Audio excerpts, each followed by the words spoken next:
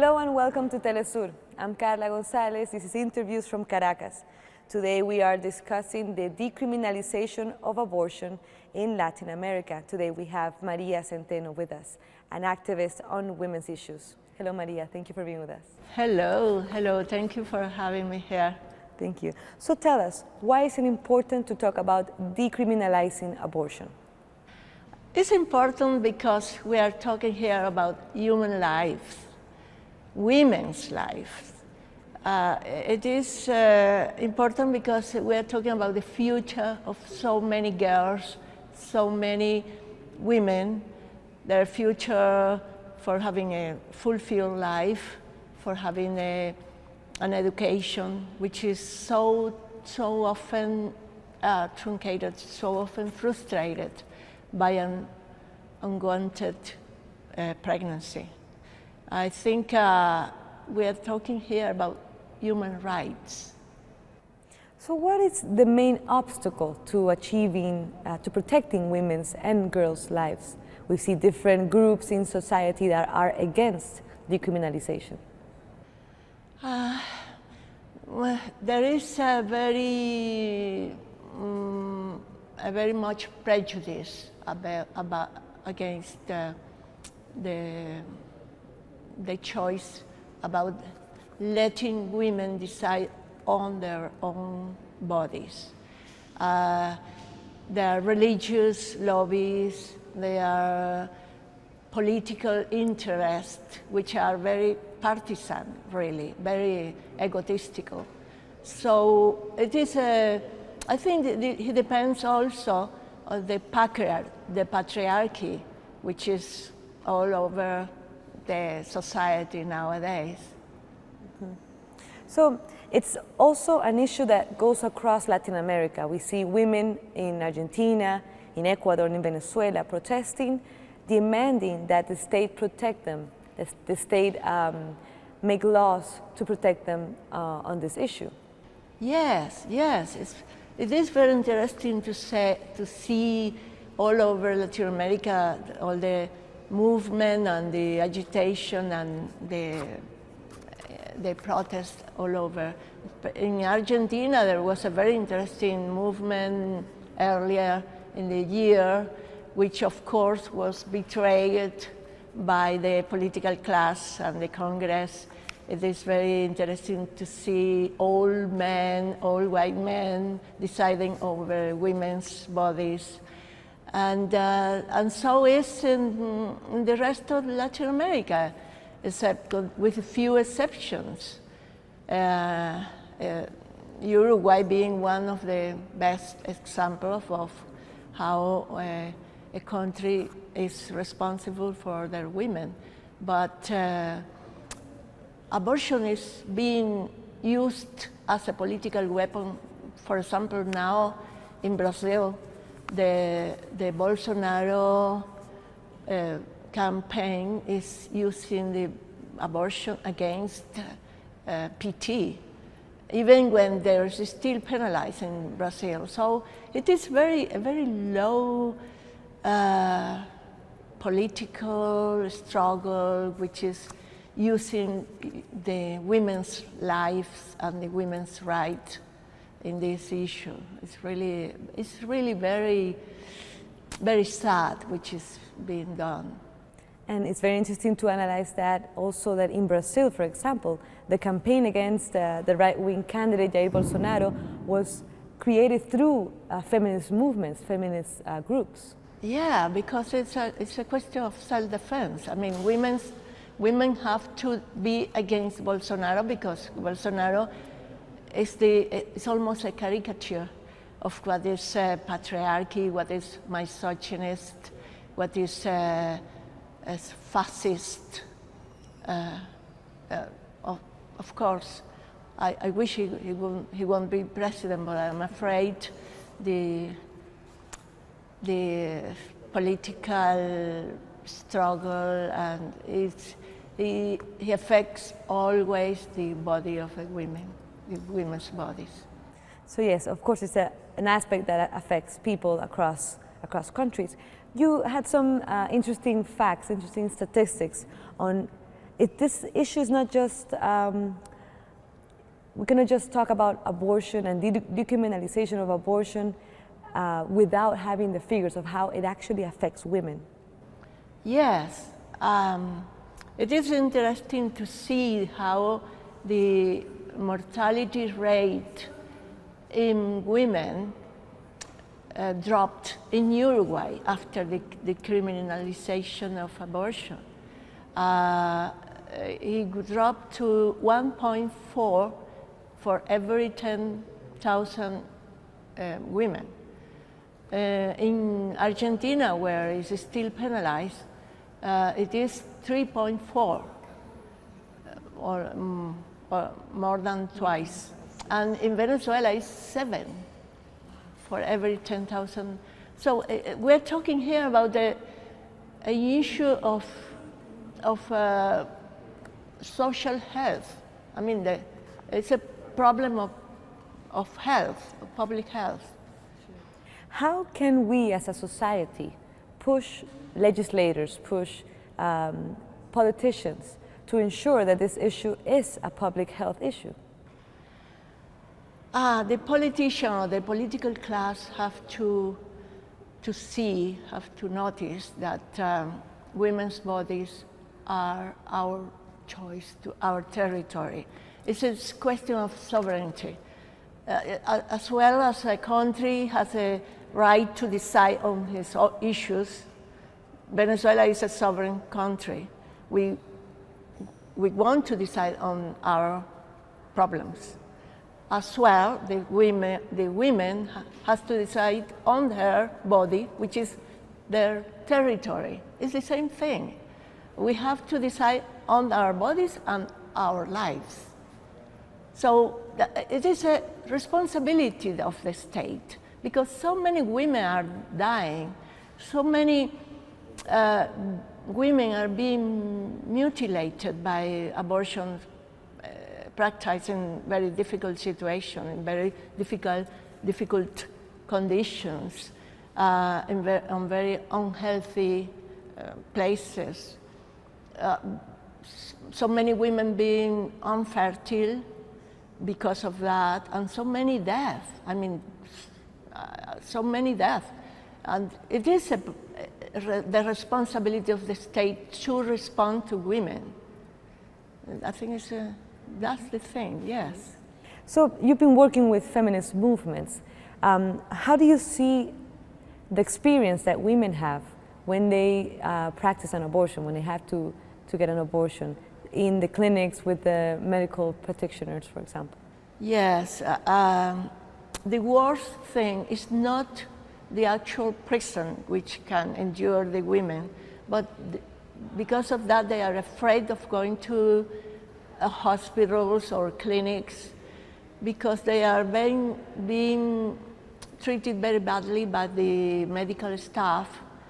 They are even tortured by doctors and nurses. They try to punish them for having an abortion. So many women don't. They decide not to go to hospitals, and they prefer to perform the procedure on their homes or in very septic places, very dangerous places, and that leading so many deaths. So there's also the issue of the emotional part of a woman that has to seek an abortion. Yes, no woman wants to have an abortion. An abortion is not nice. It's not nice. I mean, it takes such an emotional toll and such an emotional burden on every woman, either rich or poor. The difference is that the rich usually have a better medical care with professionals, and the poor have to go to somewhere in the neighborhood, usually in very septic conditions. So sometimes, many times, they led to, as I said before, mutilation, because they have her reproductive places, organs being very damaged, and sometimes death, yes.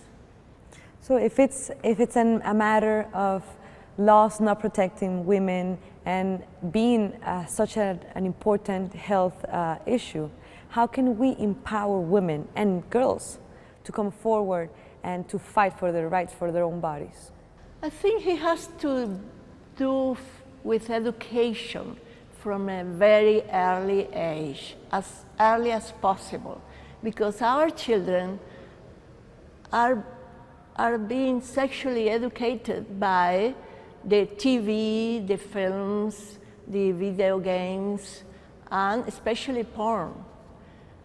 Children as early as 6 years old, and even before, they can easily get to internet, and they can easily get to porn. And what is the porn teaching them? That sex has to be violent, that sex shouldn't be with protection. How many times have you seen a porn movie where the people are using condoms? I haven't. And also there is no empathy between the actors in the porn. So that's the education where our children are getting. So I think that the sexual education, since since as early as possible, as I said before, should teach children not only the reproduction, anatomy, or how to prevent an unwanted pregnancy, but also they have to teach relationships, how to have a healthy relationship with their partners, compassion between the partners, empathy, respect, how to have healthy people and happy people. They should teach girls that their self-esteem doesn't arise from her looks or her capacity to have a boyfriend and getting hold of him and doing everything to retain him. And also he has to teach boys that their manhood doesn't depend on having as many sexual encounters or the idea of the idea manhood. of their manhood, of getting their women pregnant for them, for many boys. It is a proof of manhood.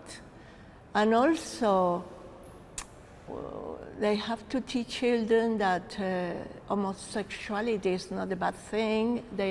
Many boys are very afraid of being stigmatized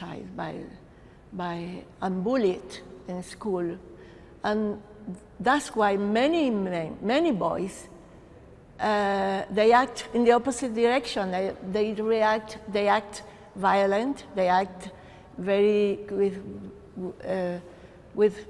no respect for girls, because they think that way they are more manly. And Maria, tell us about your experience. You've worked with feminist movements for a while now. Yes, I belong now to a feminist web and feminist network, which is called La Araña Feminista. It's, the feminists are a spider. A spider, yes. Yes, which is a web of feminist movement all around the country, about more than 30. And we have been very active in the agenda of struggling against against the violence against women, on the depenalization of abortion, in general, women's rights. And some years ago, I founded with other women a magazine called La Mala Vida, The Bad Life. And after that, I founded another magazine, a feminist magazine called Mujer Tenía que Ser, which means he had to be a woman, which is a saying very, very usually in Latin America when somebody says something bad done, he has to be a woman. So now we're very active in defending our rights. Since many years ago, we have been protesting in front of the former Congress, National Congress, which is now the National Assembly. We are marching for all rights, especially for the right of the women to choice, I mean, to have the decision of their bodies. And year after year, we are asking from the political class to answer our petition, and so far we haven't had any good answer. But you had a project that you presented to the National Assembly. How does that work? Yes, we had a project we presented to the Commission of Women and Family in the National Assembly. They received it, but they promised to give us a right of speech in front of all the General Assembly, but so far it hasn't been done. I mean, we haven't had that. We are still expecting it. So I wish that they are watching this program and they will answer sometime. Indeed. So you've been working with media. How does that connect to the fight of feminist movements? Because you're an artist yourself. How do you connect both the mobilizations, the protests, and also speaking out in magazines, in TV interviews? Yes, well, I try to be as coherent as possible. I mean, my art responds to what I am. So, I also make a cartoon in a newspaper, which is a feminist strip, and it's called Waika.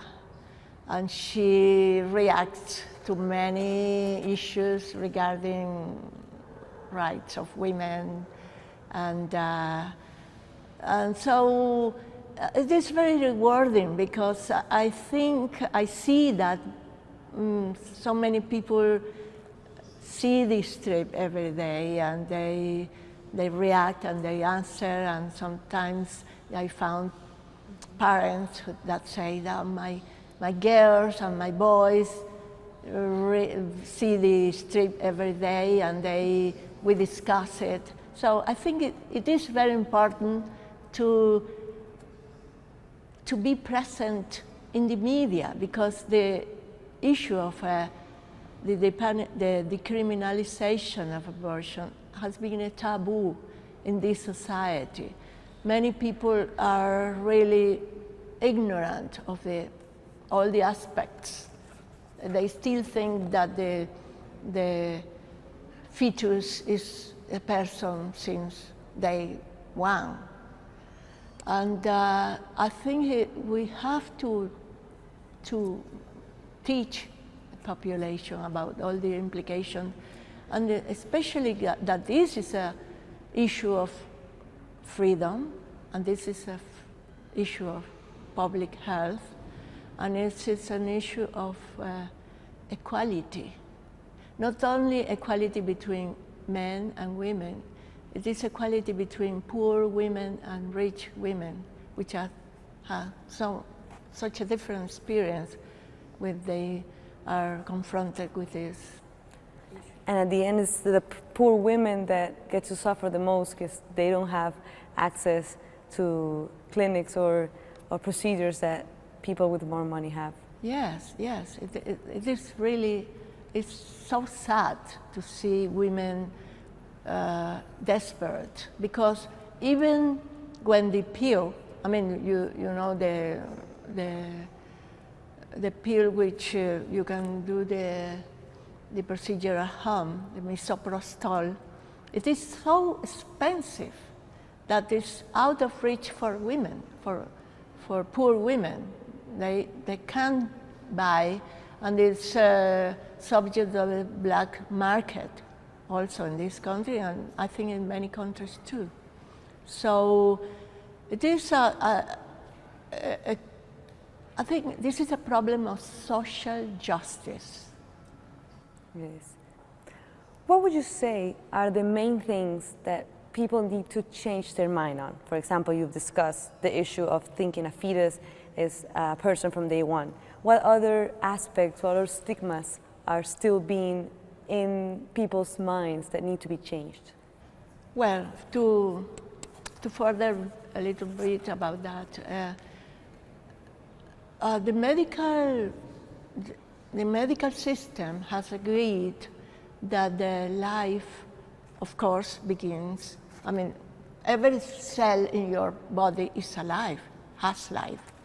But a person becomes a person when there is a brain activity. For example, a person is declared dead when there is no brain activity.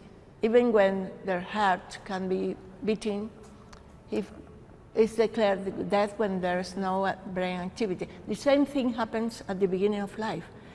And the medical system has agreed that the brain activity, the synapses in the brain, begins about the 20th week of pregnancy. So we can't speak of a person, of a human being, before the 20th week. And that's one of the main issues that need to be started to be discussed in society, people to understand what's going on. Yes. Unfortunately, Maria, we are running out of time, but thank you very much for your time and to open our eyes and our hearts to what's happening in women's worlds. Thank you very much. Thank you very much. I think this is a very important problem in Latin America we have to deal with. Thank you. So we've been talking to María Centeno on the issue of decriminalization of abortion and the importance of this throughout Latin America, how to protect women's rights and to ensure that girls have a safe future. Thank you for being with us. This is Interviews from Caracas.